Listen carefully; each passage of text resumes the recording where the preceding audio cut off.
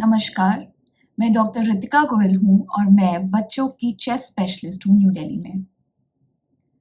जैसा कि हम जानते हैं, इन्हेलर्स वर्ल्ड ओवर अस्थमा के लिए या दमे की शिकायत के लिए बेस्ट ट्रीटमेंट माना जाता है। इन इन्हेलर्स से हम कॉर्टिकोस्टेरॉइड्स नाम की दवाई देते हैं जो कि बच्चों में और बड़ों में रिकमेंडेड है। वर्ल्ड ओवर यही अस्थमा के लिए बेस्ट ट्रीटमेंट है। लेकिन काफ़ी सारे पेरेंट्स को इन्हेलर्स देने में एक डर लगता है। उनके बहुत सारे प्री कंसीव्ड आइडियाज़ होते हैं जो उन्हें लगता है कि इन्हेलर्स उनके बच्चों के लिए ठीक नहीं है।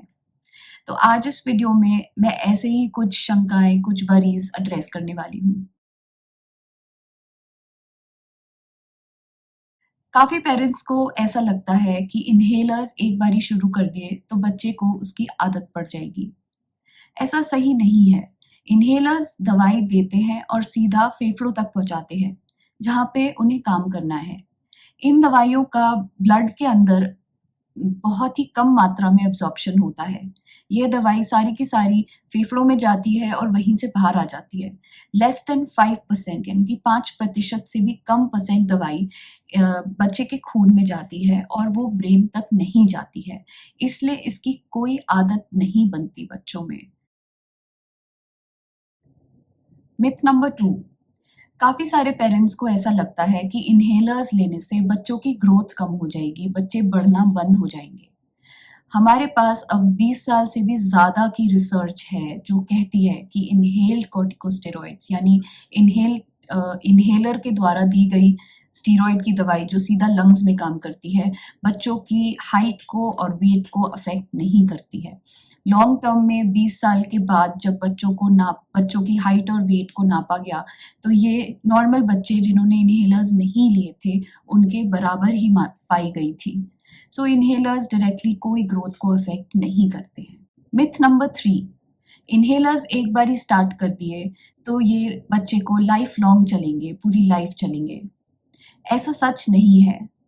80% बच्चे जिनको 6 साल से पहले दमा के लक्षण होते हैं, ये बड़े होते तक ठीक हो जाते हैं। इनके सांस के रास्ते बढ़ जाते हैं, इनकी सेंसिटिविटी कम हो जाती है, इनमें इम्यूनिटी बन जाती है कि ये वायरल इन्फेक्शन से लड़ सकें और इनको ये तकलीफ लाइफ लॉन्ग नहीं रहती है।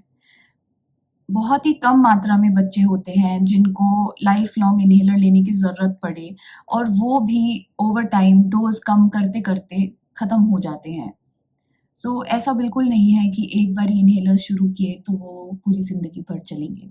मिथ नंबर 4, इन्हेलर्स लेने की क्या ज़रूरत है? नेबुलाइज़र ज़्यादा अच्छे से काम करता है। नेबुलाइज़र यानी मशीन वाली भाप जो बच्चों को खाँसी में दी जाती है। ऐसा सच नहीं है। नेबुलाइज़र से सिर्फ 15% दवाई हमारे फेफड़ों तक पहुँचती है। बाकी की दवाई या तो हवा में गुम हो जाती है या फिर हमारे मुँह में या गले में डिपॉज़िट हो जाती है, जम जाती है। ये फेफड़ों तक जहाँ उनको सच्ची में काम करना है, अच्छी तरीके से नहीं पहुँचती है।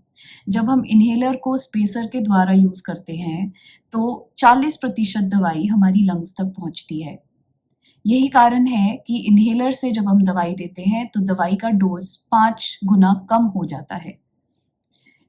क्योंकि ये ज़्यादा इफ़ेक्टिव होती है, ज़्यादा बेहतर तरीके से लंग्स के अंदरूनी हिस्सों में दवाई पहुँचाती है, इसलिए हम कम डोज़ में भी काम चला लेते हैं। इसका मैं एक उदाहरण देती हूँ। एक ब्यूडेकॉट की रेस्प्यूल जिसको आप भाप लगाते हैं, 0.5 मिलीग्राम की होती है। और वही दवाई ब्यूटेकॉट जब हम इन्हेलर से देते हैं तो उसका एक पफ 0.1 मिलीग्राम का होता है। तो ये डोज़ 5 गुना कम हो जाती है और बच्चा ज़्यादा बेहतर रिस्पॉन्ड करता है।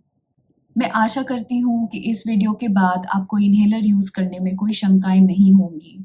अगर इसके बाद भी आपको किसी चीज़ में का डर है या इन्हेलर देने का कोई रिज़र्वेशन है, तो नीचे कमेंट बॉक्स में ज़रूर पूछिए और मैं उसका जवाब दूँगी।